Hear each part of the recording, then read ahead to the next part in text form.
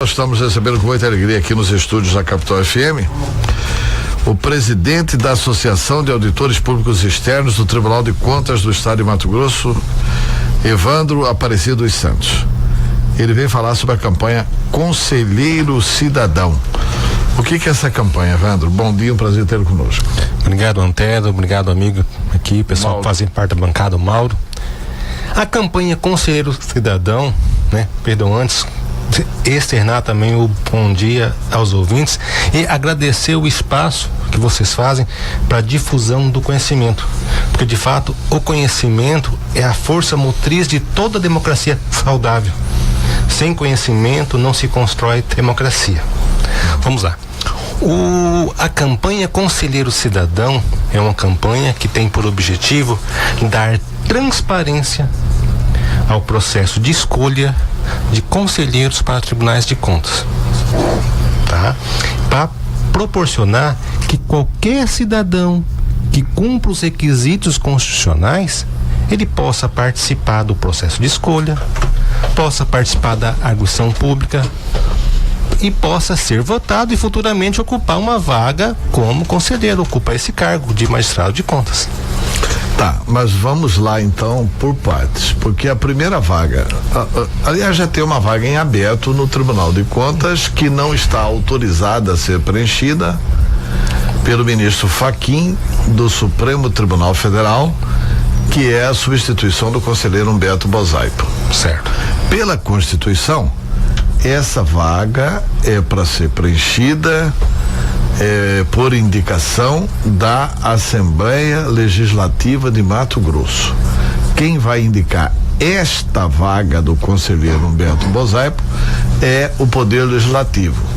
Claro que a Constituição traz também aqueles requisitos de notório saber e de reputação ilibada, né? Mas como é que uma campanha Conselheiro Cidadão habilita a participar disso, já que a escolha ela está restrita à Assembleia Legislativa de Mato Grosso? Vamos lá. Quanto à vaga do conselheiro, que era do conselheiro Humberto Bozaipo, há defesas que essa vaga não seria destinada à indicação da Assembleia, e sim pertence à carreira de conselheiros substitutos.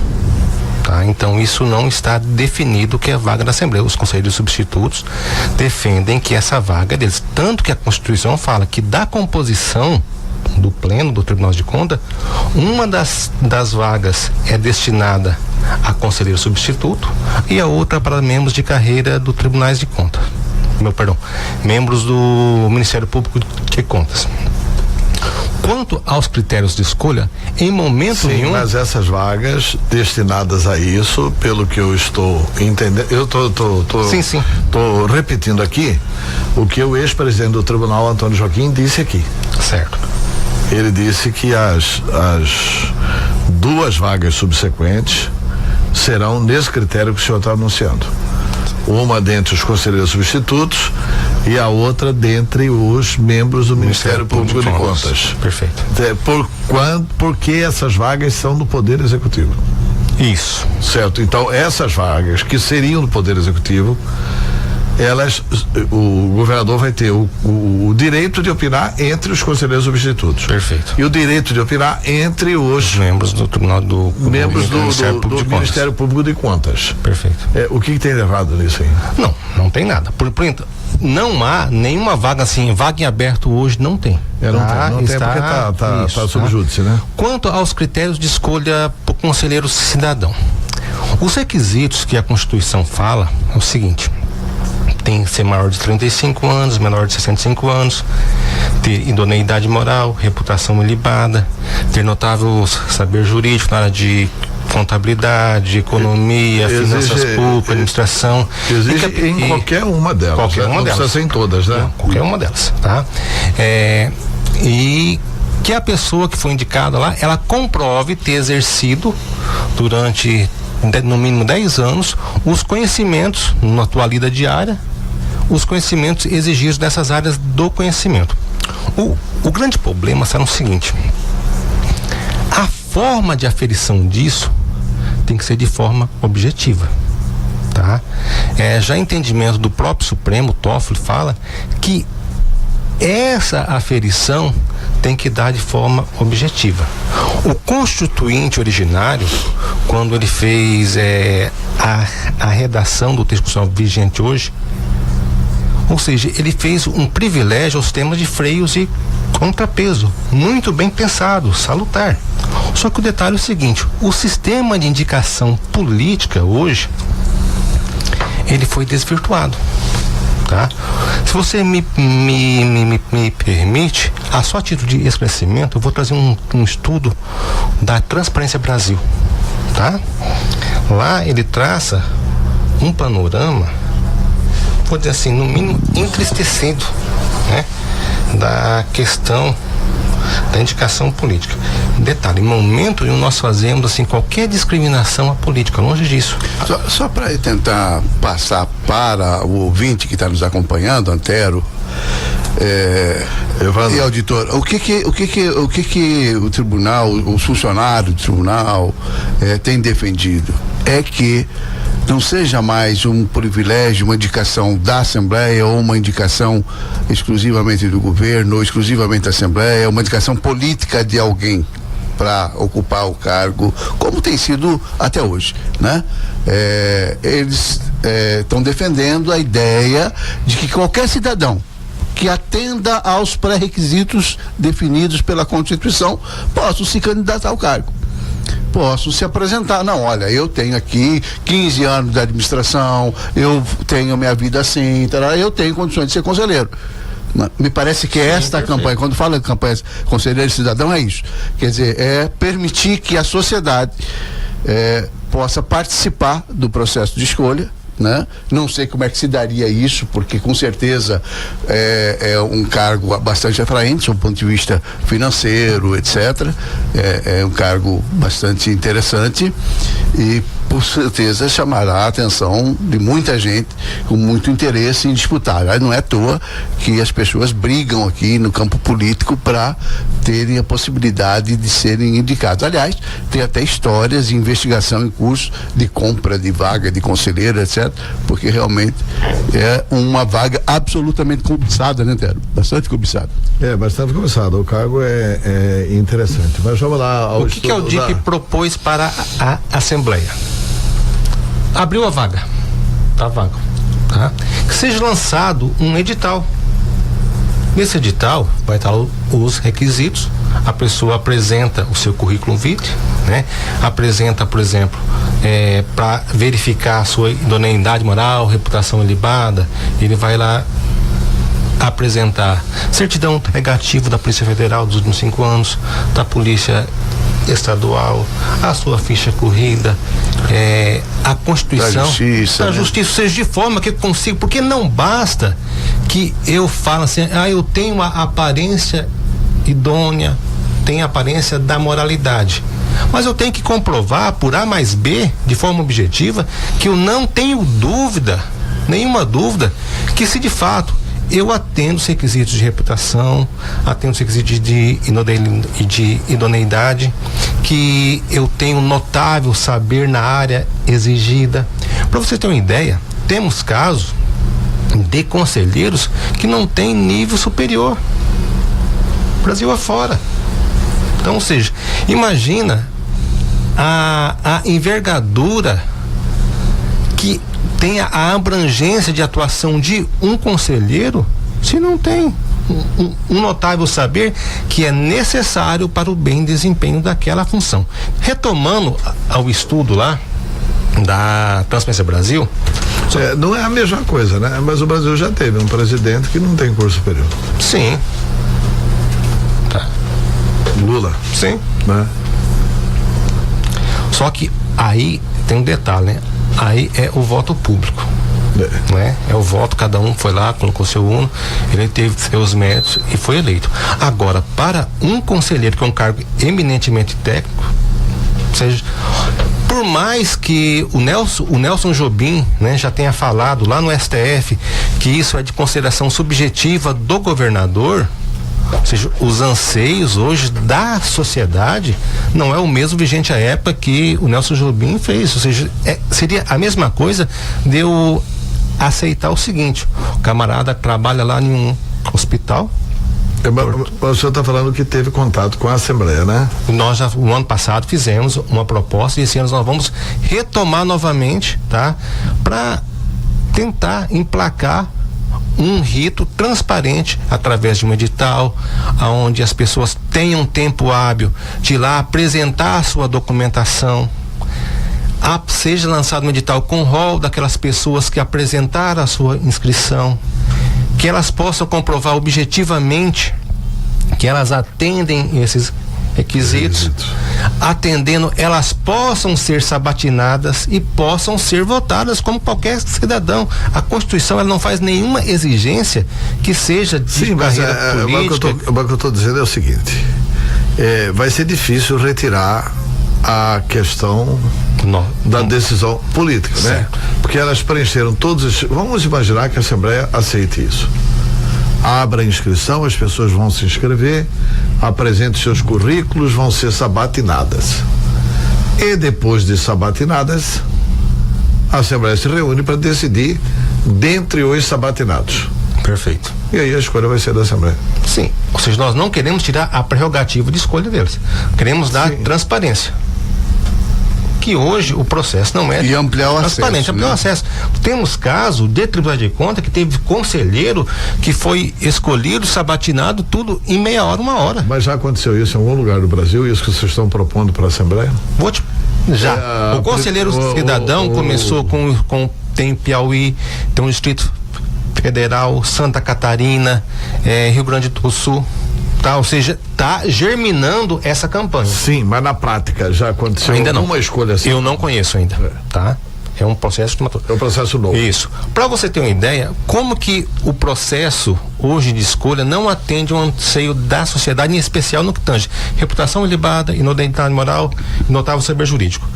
A Transparência Brasil fez um estudo em 2014, que foi atualizado em 2016 agora, que traz o seguinte, ó. Do total de conselheiros existentes, Brasil, tá?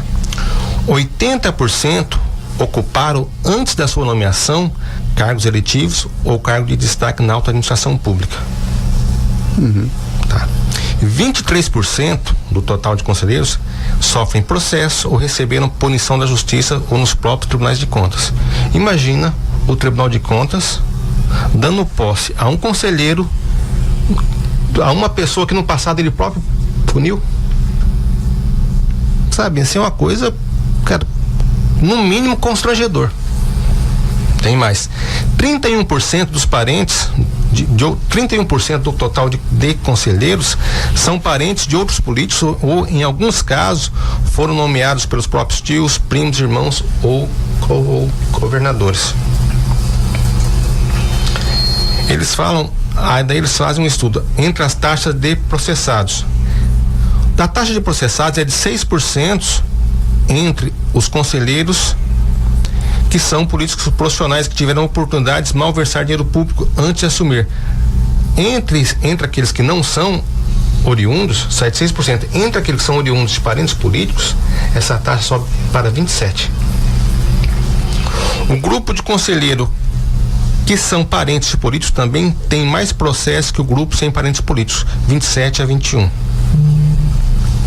Aí a Transparência Brasil ainda fez um estudo dos ex-conselheiros desde 98 para cá, né? Perdão, de 88. Dos 99 perfis analisados, 30% tem ocorrência na justiça ou nos próprios tribunais de contas. 55% desses 99 possuem parentesco políticos, né? No que tange a reputação ilibada, né? 233 conselheiros, 53 possuem 104 condenações na justiça ou nos próprios tribunais de contas. As ações mais frequentes são o quê? Dano horário e enriquecimento ilícito, corrupção passiva, formação de quadrilha, lavagem de dinheiro, tem ligados à improbidade administrativa. Ou seja, o mal não tá na indicação, na Assembleia, exercer o seu papel constitucional. O mal tá em eu não observar objetivamente os critérios que tem que ser observado.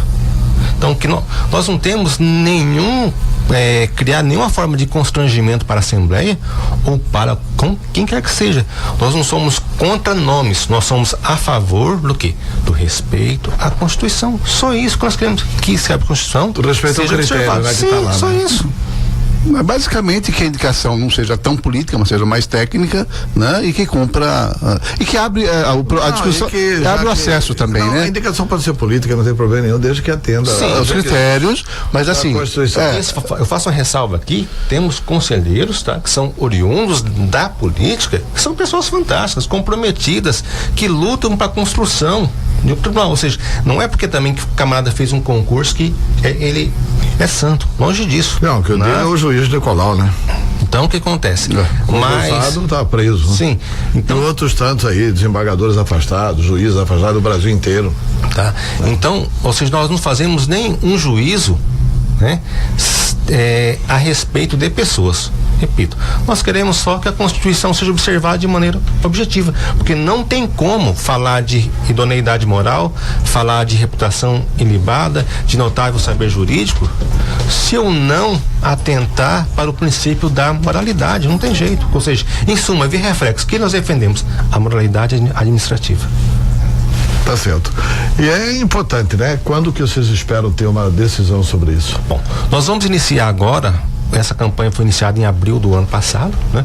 Nós vamos retomar agora as conversas com a Assembleia para de fato implementar esse processo, implementar esse rito de transparência.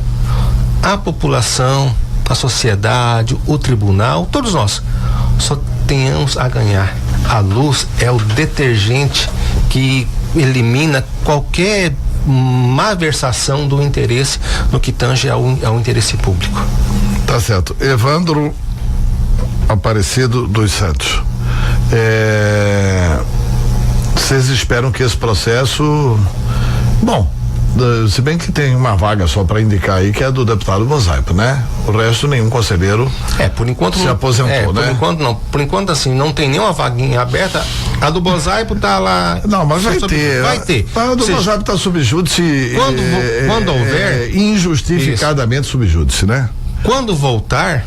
Porque a do Mosaico tá subjúdice porque a Assembleia tinha feito uma lei. É uma emenda, né? Uma emenda constitucional que foi considerada inconstitucional. E essa emenda que foi considerada inconstitucional, ela foi retirada aqui na própria Assembleia, quer dizer, perdeu o objeto lá.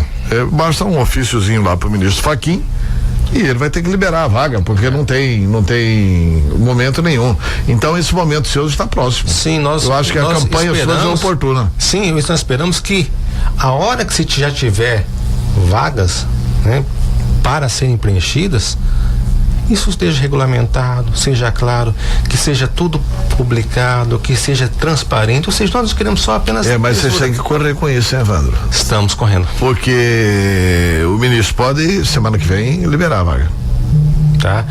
Aí, se vocês não têm uns critérios definidos. Nós já temos proposta feita para a Assembleia, já está lá. Sim, mas precisa bater o martelo e virar o prego, né?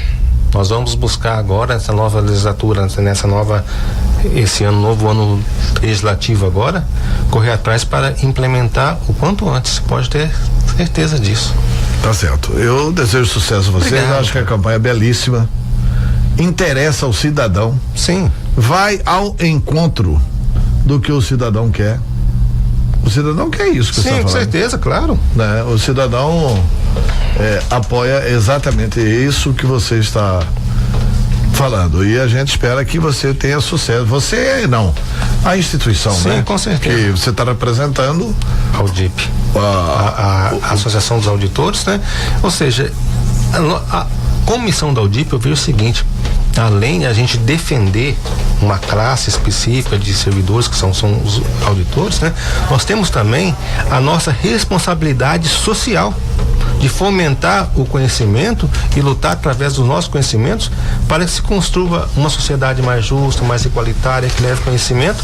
De fato, possamos, com o nosso conhecimento, promover a transformação da sociedade com base naquilo que nós temos de ferramenta que nós podemos apoiar. Evandro, aqui sempre à disposição, assim que os passos mais concretos forem dados. Amém, amém. Volte aqui para gente estimular isso. Eu agradeço esse debate de coração a oportunidade que vocês apresentam, né? Reconheço aqui publicamente o papel especial que essa rádio faz de levar conhecimento, de atender a população, porque de fato o que transforma uma sociedade, quem pondera ela é conhecimento. Não tem como você lutar pelos seus direitos se você não tem acesso a informação, se você não tem conhecimento. Então, parabéns pela iniciativa. Só tenho uma palavra para vocês são os brilhantes. Obrigado. Tá, muito obrigado aí a Evandro Aparecido dos Santos, ele é presidente da Associação dos Auditores Públicos Externos do Tribunal de Contas do Estado de Mato Grosso.